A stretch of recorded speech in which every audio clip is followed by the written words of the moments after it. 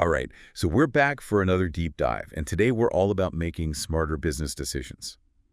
Definitely. We've gotten a ton of notes and articles from you guys about strategic reviews and the different options that businesses have. Hmm. And we're going to try to break all that down with the help of our expert here. Yeah. So get ready to level up your business knowledge. Right. So maybe we could just start with what is a strategic review?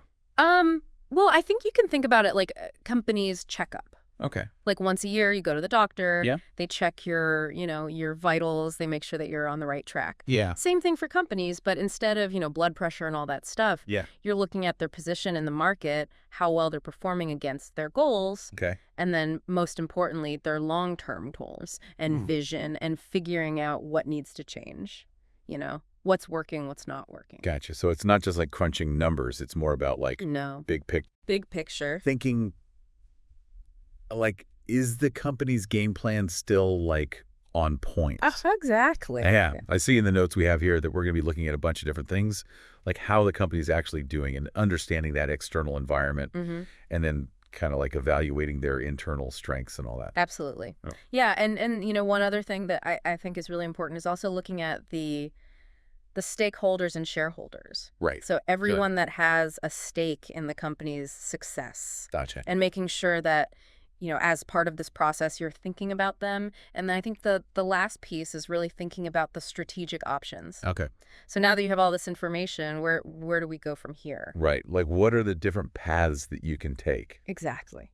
Okay. Well, let's start with performance assessment. Okay. I'm assuming you can't really make any decisions about strategy if you don't know how the company's actually performing. You're absolutely right. It's all about looking at how is the company performing against their stated goals and their KPIs. It's not just revenue. It's not just, profit margins, but understanding what do those numbers tell you about the overall health of the business? Right. Are they meeting their targets? Are they falling short? And if so, why? Gotcha. And I see here in our notes that we have a couple different methods for assessing performance. Yes. Like SWOT analysis. SWOT analysis. What's that all about? Well, so that's a way to get a very clear picture of where a company stands. Okay.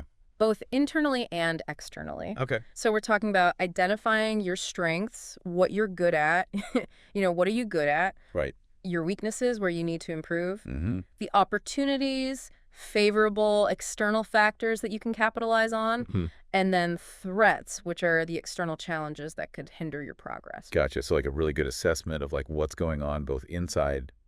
Yeah, a holistic view. Yeah. Yeah. Okay. So, but how do you actually analyze the external environment?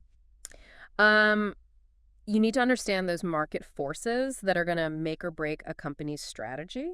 Right. And those are constantly in flux. Mm-hmm. So things like emerging trends. Right. What's happening with the competitive pressures. How is the industry shifting? Yeah. And I'm seeing here pestle analysis. Yes. What is that all about? So pestle analysis Okay. is a great way to kind of systematically look at all those different factors. Okay. So we're talking about political, economic, social, technological, Mm-hmm. environmental, and legal. Wow.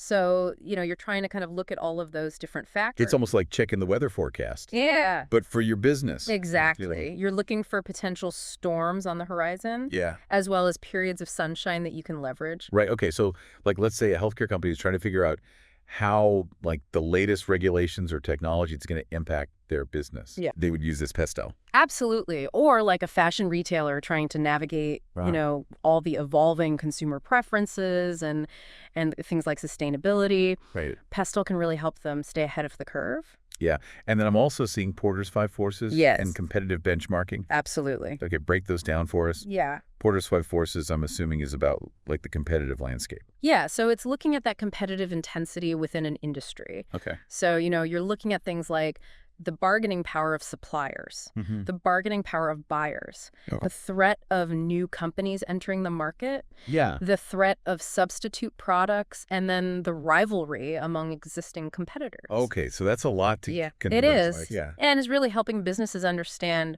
where do they stand and how do they need to think about, things like pricing, product development marketing, Yeah, okay. And then what about competitive benchmarking? Yeah. I'm assuming that's about comparing yourself Yeah. to the rivals. It is about comparing yourself to your rival, but it's more than just looking at numbers. Okay. It's really understanding, how do your products stack up? Okay. How do your processes stack up to the competition so that you can identify where do you have advantages and where do you have disadvantages? So it's not about keeping up with the Joneses. It's about being better. Being better than the Joneses. Good. Okay. Okay, so we've talked about, performance assessment, external environment, but what about evaluating those internal capabilities and resources?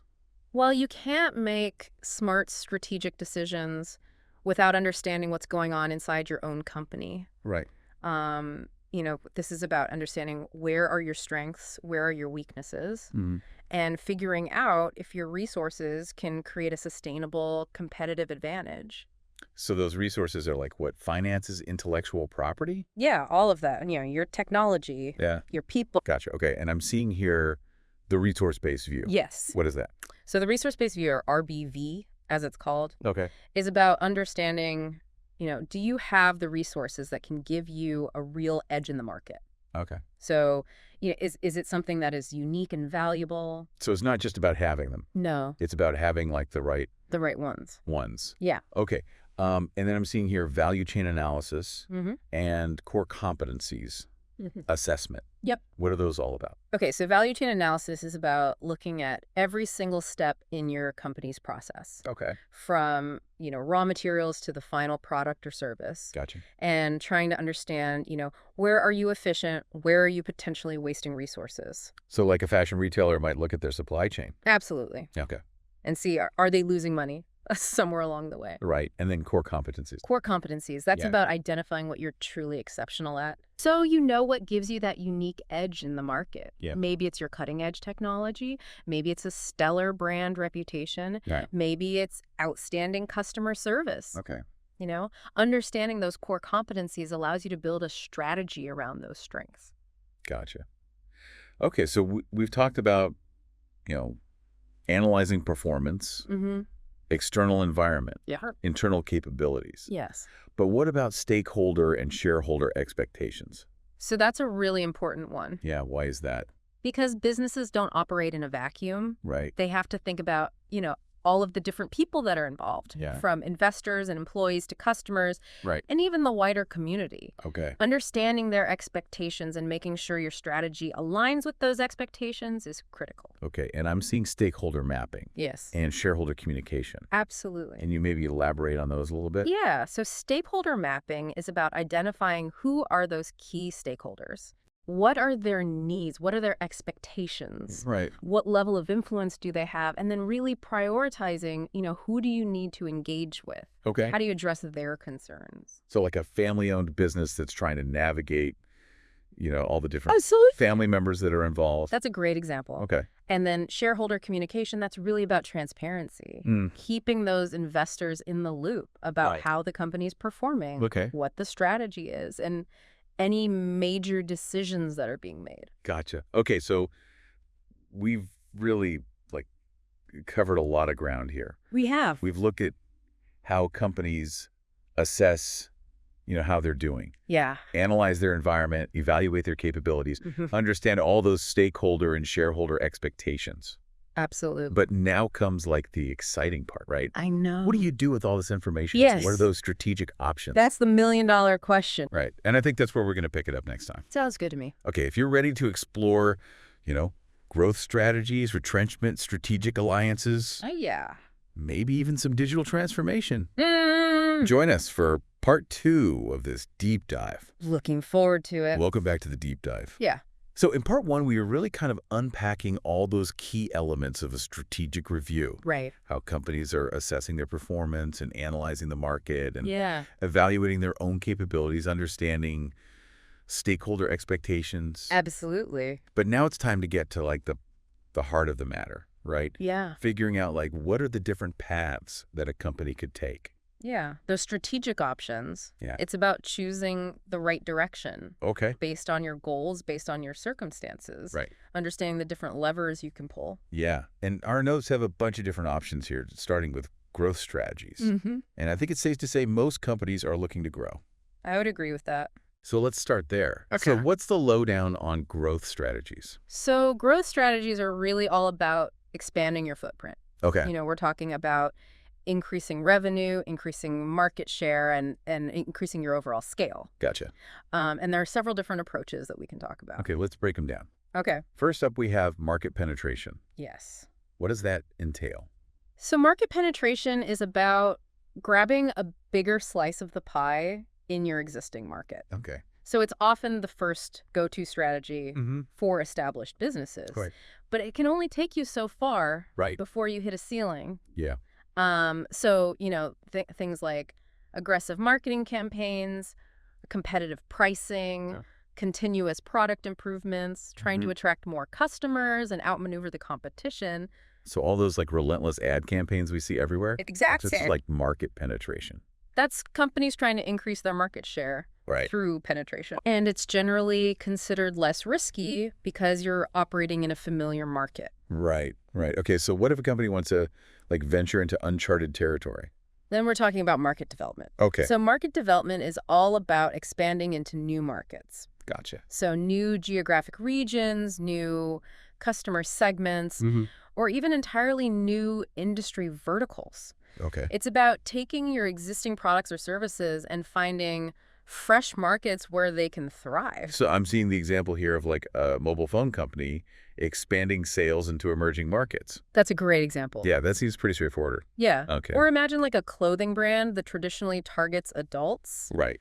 Launches a new line specifically for teenagers. Okay. That's market development as well. So market penetration is getting bigger slice of the existing pie. Yep. Market development is finding new pies. That's a great analogy. Okay, what about product development? Yes. It feels like that's just like a constant in so many industries. It is. Especially in tech. Especially in tech. What's the deal with that? Yeah, well, it's about staying relevant. Okay. It's about staying competitive. It's about innovating and refining your existing offerings and creating new products or services to meet those evolving customer needs. Right. Or tap into emerging trends. Okay. And it often involves, heavy research and development, a relentless focus on staying ahead of the curve. Like when your favorite app adds a new feature that everybody's been requesting. There you go. That's product development. It's product development in action. Right. Or think about the evolution of smartphones, Sure. Each year, new models come out with faster processors, better cameras, Totally. innovative features. Yeah. It's all driven by this relentless cycle of product development. So if a company wants to stay competitive, Yes. relevant, Yeah. they have to constantly be developing products. Absolutely. But what if they want to just like diversify and branch out into something completely different? Okay, so now we're talking about diversification. This is the most adventurous of the growth strategies. Okay. It's about spreading your wings, entering new markets with new products or services. Yeah. And the idea is to reduce your reliance on a single market or a single product, which can be risky, Right. but also very rewarding. So like the example they have here, a tech company acquiring a healthcare company. Yeah, that's a big leap. That's a big leap. But think about the potential synergies. Okay. The tech company can bring their technological expertise to the healthcare sector. The healthcare company provides access to this whole new market and customer base. So diversification is all about calculated risk-taking. Yes. And exploring those new opportunities. Absolutely. Okay, but what happens when a company needs to like pull back, consolidate, weather a storm? So now we're talking about retrenchment strategies. Okay. And these are often necessary when a company is facing challenges, declining performance, economic downturn, increased competition. Right. And it's about, cutting costs, streamlining operations, refocusing on your core strengths to regain stability and profitability. So like tightening your belt. Exactly. When times get tough. Okay. Making those strategic decisions to navigate those challenging periods. So let's talk about those specific retrenchment strategies. Okay. First up, cost leadership. Yes. Cost leadership. What's the philosophy behind that one? So cost leadership is about becoming the most affordable provider in your market. Oh. And it often involves, streamlining processes, reducing overhead, negotiating favorable deals with suppliers, and just finding ways to operate more efficiently. So they have the example here of like a manufacturer automating their production process to reduce those labor costs. Absolutely. So that's one way to achieve cost leadership. But it can also involve things like outsourcing, relocating operations to lower cost regions. Or simply finding ways to use your resources more efficiently. Okay, so cost leadership is all about efficiency. Yes. Creating a really lean operating model. Exactly. Okay, what about divestment? That sounds a little more drastic. It can be. Yeah. So divestment is about making strategic choices about your business portfolio. Okay. It involves selling off or shutting down underperforming units. Product lines or assets that are no longer considered core to your strategy. So like a company might just divest a subsidiary that's been like bleeding money for years. Just to free up resources and focus on what they're good at. Exactly. Or they might sell off a product line that's become obsolete or doesn't align with their strategic direction. So really optimizing that portfolio. Yes. Okay, and then lastly, for retrenchment strategies, we have restructuring. Yeah, restructuring. What's that entail? So restructuring involves significant changes to a company's internal organization. It can involve reorganizing departments, streamlining processes, reducing headcount, or even overhauling the entire business model. That sounds like a pretty big undertaking. It is. When would a company consider that? It's often a last resort. Okay. When a company is facing significant financial difficulties. Right. Or needs to make drastic changes to adapt to a rapidly changing market. Gotcha. It can be very challenging, but sometimes it's necessary for survival. Right.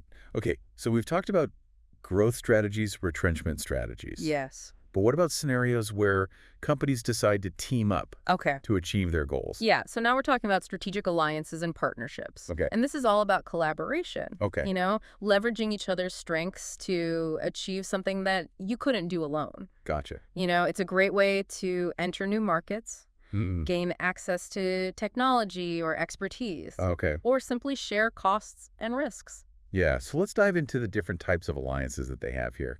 First up, we have joint ventures. Yes, joint ventures. These are the key characteristic there. So a joint venture is a formal partnership between two or more companies to create this new entity that they jointly own and operate. So it's kind of like a mini merger where each company brings something valuable to the table, whether it's technology, expertise, capital, and they share the risks and rewards of this new venture. So they have the example here of like two car companies teaming up to develop EV technology. Yeah, that's a great example. Which makes a lot of sense because that's like such a complex and expensive thing to do. Absolutely. To share the burden. It makes it easier for both companies. Yeah. Okay, so joint ventures is all about creating a separate entity for a specific purpose. Yes. And then there's mergers and acquisitions, which seem much more permanent. Yeah, more permanent. What's the main difference there? So mergers and acquisitions, or M&A, as it's often called, involve one company absorbing another, so that's an acquisition. Or two companies combining to form a brand new entity. That would be a merger. And they're often driven by a desire to expand market share, gain access to new technologies or talent, or sometimes just to eliminate a competitor. Yeah. And the example they give here is like a large tech company acquiring a small startup. Yeah. Coming to get their technology. Absolutely happens all the time. Yeah. M&A can be a fast track to growth. And gaining that competitive edge. Yeah. Okay, so joint ventures, M&A, both about joining forces, but different levels of commitment. Different end goals. Different end goals, exactly. And then we have strategic alliances, which seem a little bit more flexible. Yeah, a little bit more flexible. What's the main difference there? So strategic alliances are more like partnerships, where companies agree to cooperate on specific projects or initiatives while remaining independent entities. So it's a way to leverage each other's strengths without the complexity of a full-blown merger or joint venture. So they have the example here of like a beverage company partnering with a retailer. Yes. For like exclusive distribution. Exactly. Yeah. So both companies benefit from each other's unique strengths. Strategic alliances can take many forms, marketing partnerships, technology collaborations. Gotcha. Joint research projects. The key is that it's a mutually beneficial arrangement. Right. where each company brings something valuable to the table. Gotcha. Okay, so we've covered growth strategies, retrenchment strategies, strategic alliances, but there's one more category here that I'm really interested in. Okay. Innovation and digital transformation. Yes. Which it feels like these are just like essential for any company that wants to thrive in today's environment. I would say they're no longer optional. Yeah. They're imperative. Okay. If you want to remain competitive and relevant in this rapidly changing business landscape. Okay, let's start with digital transformation. Okay. It's a buzzword we hear all the time, but like, what does it actually mean in practice? So digital transformation is about using technology to fundamentally change how a company operates and delivers value to its customers. Okay. It can involve everything from automating processes and adopting cloud computing to using big data and analytics to make smarter decisions. Okay. It's about embracing new technologies to become more efficient, more customer-centric, and ultimately more successful. The example here is like a bank using AI to make loan decisions. Yeah. Faster and more accurately. That's a game changer for that industry. Right. And it's not just banking. It's not just banking. Every industry is being impacted. Wow. From healthcare to education to manufacturing to retail. Okay. And then business model innovation. Yes. Is that about like coming up with entirely new ways of doing business? Precisely. Okay. It's about rethinking those fundamental ways that a company creates, delivers, and captures value. It can involve shifting from selling products to selling services, adopting subscription models, embracing the sharing economy, or even creating entirely new markets that didn't exist before. So like the classic example is going from traditional software licensing to subscription-based services. Yeah, like Spotify, Netflix. Yeah, completely disrupted the music and entertainment industries. So business model innovation is all about challenging that status quo. Yes. Finding new and improved ways to serve customers and create value. Absolutely. Okay. So we've gone through a lot of different strategic options. We have. Growth strategies, retrenchment, strategic alliances, innovation, and digital transformation. Absolutely. But I imagine just like choosing the right strategic option is only the first step. Yeah, it's the first step. You still got to like put it into action. You got to implement it. Yeah, and that's where we're going to pick it up in part 3. Looking forward to it. All right, so welcome back to the deep dive for the final part of this this deep dive, I guess. Final part. Over the past 2 parts, we really like explored the whole world of strategic reviews and the options that companies have. Yeah, it's been quite a journey. It has been. Through the strategic landscape. Right. We've seen, you know, how companies analyze their performance and the market and their strengths. Yeah. And then we've looked at like the whole range of options they have, from growth to like pulling back, partnering up, and even like going digital. Absolutely. All those different levers they can pull. Right. But as we wrapped up part 2, we were just getting to like the real nitty-gritty. The rubber meets the road. Yeah, like how do you actually put all these choices into action? Yeah, implementation, that's where it really matters. Right. And our source material really emphasizes that it's not just about deciding to do something. No. Like it's a whole process. It's a multifaceted beast. Yeah. So what are like the essential ingredients for successful implementation? Well, you definitely need meticulous planning. You got to allocate resources effectively. Right. Clear communication and a willingness to adapt as you go. Yeah, like it's almost like having a really detailed roadmap for a journey. Exactly. And making sure like everybody understands the destination. Yeah, everyone's on the same page. And like pack the right stuff. Exactly. Okay. And speaking of like roadmaps, the first thing that our notes mention is setting clear objectives. Ah, yes. Why is that so important? Well, imagine like embarking on a road trip with no destination in mind. Yeah. You wouldn't just start driving aimlessly, would you? No. You need to know where you're going, right, how you're going to measure progress, and how to handle any unexpected detours. Right. So setting those clear objectives is like that roadmap. It is your roadmap. It's making sure that everybody is headed in the same direction. And that you have those SMART goals. SMART goals. Yeah. What are those? Specific, measurable, achievable, relevant, and time-bound. So you got to be able to like track it. You got to be able to track it. You got to make sure it matters. Yeah, right. And that it has a deadline. Yeah. And I guess without those clear objectives, it's easy to just kind of like get sidetracked. Oh, absolutely. Or lose sight of what you're even trying to do.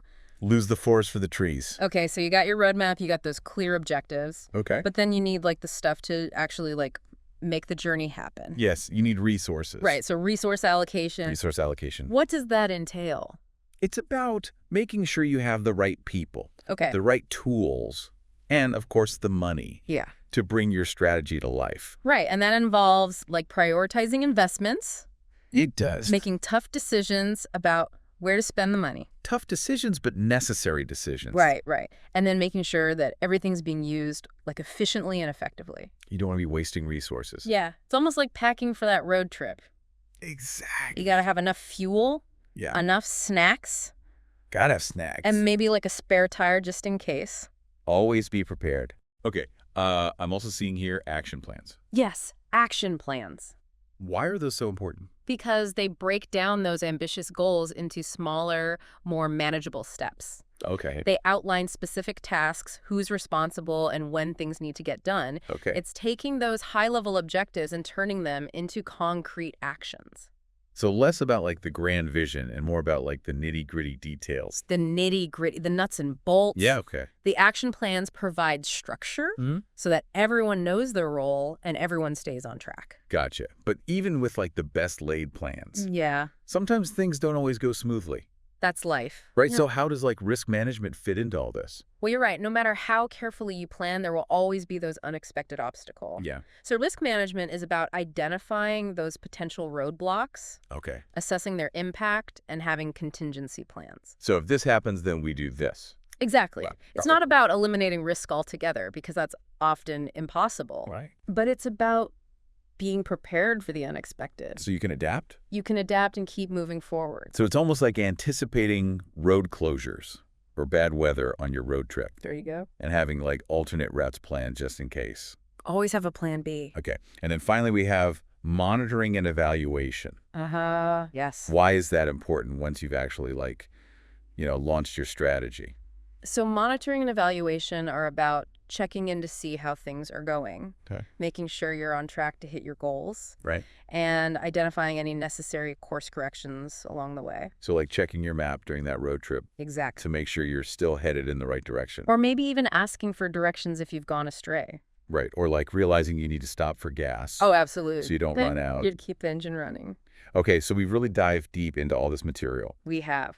What, like, stands out to you as the most important takeaway for our listener? You know what's fascinating to me is that strategic thinking isn't just for big companies or executives. It feels like anybody could apply these concepts. Any business, big or small, can benefit from a strategic review and a well-defined strategy. It's about understanding, like, where you are, where you want to be. Exactly. And having that plan to get there. And it's about clarity, direction, intentionality. So it's about taking that step back. Just like the everyday grind. Get out of the weeds. And really, like, clarifying those goals. Yes. Creating that roadmap for success. Absolutely. And it's something that every business owner, aspiring entrepreneur can do. And I guess the cool thing is that it's not like a one-time thing. No, it's an ongoing process. You're constantly, like, learning and adapting.